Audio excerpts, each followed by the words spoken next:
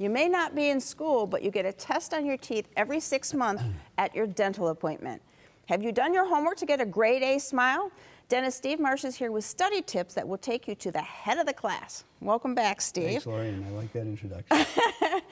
And speaking of studies, there's a study a couple months ago, apparently, that proves that flossing doesn't help your teeth at all. So do we get rid of that wax floss? No, so we went into that. We've heard that from all our patients. Oh my God, the men especially. Finally, I have an excuse.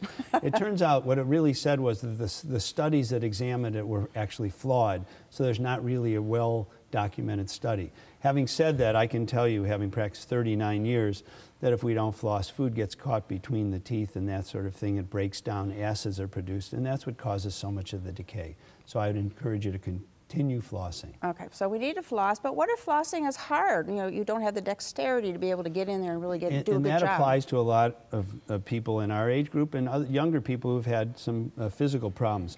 So I'm going to hold up some of the things. Conventional floss. We still use conventional floss, and that's that little holder.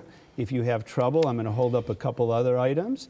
This is a flosser for people who can't maybe use their fingers way in the back, and it's preloaded. That still works. For people who have spaces between their teeth, there's a brush, and it goes in and out, and it's especially good as we get older, our gums recede. Right. And lastly, Lori, there's something called the water flosser. I'm going to try and use it here with you. And it gives you a burst of air. Oh, sorry. It gives you a burst of air and water. And that's something else. It's a little messy, but it works quite well. All right. That's great. So how about brushing your teeth? So we still want to brush our teeth. We have a few props. Everyone knows what a conventional toothbrush looks like.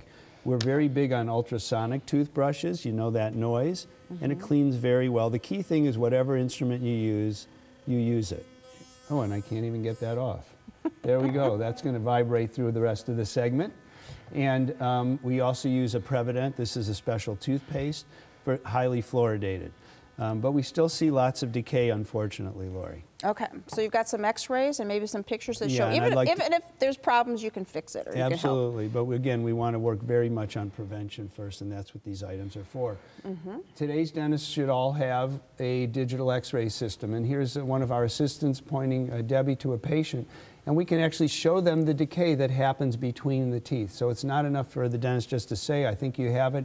We like to show them so the patient also will take ownership of it. Lori, these are pictures we took just this week in our office. We have an intraoral camera.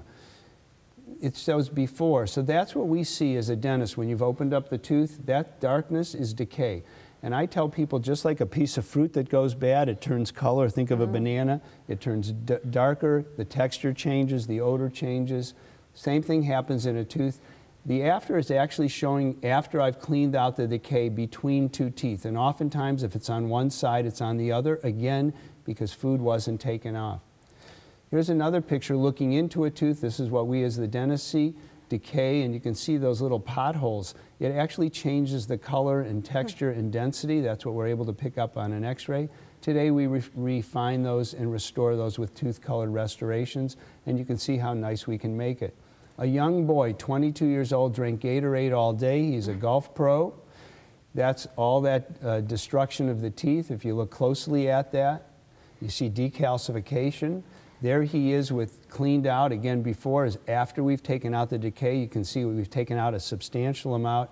The after shows that upper quadrant. A young girl again. Her dentist had tried to fix it with some bonding material, had lots of decay. You can see how badly decalcified the lowers are. And again, we ended up putting porcelain veneers and doing gum contouring. But again, that's at 20 to 22 years old. So if you get decay, we can fix it. But again, we have to continue to floss and brush.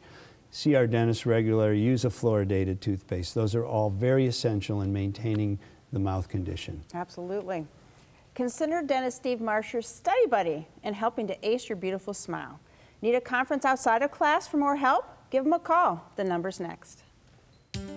See what Dr. Stephen Marsh can do for your smile by calling 440-461-1003 or visit www.clevelandsmiles.com. Next.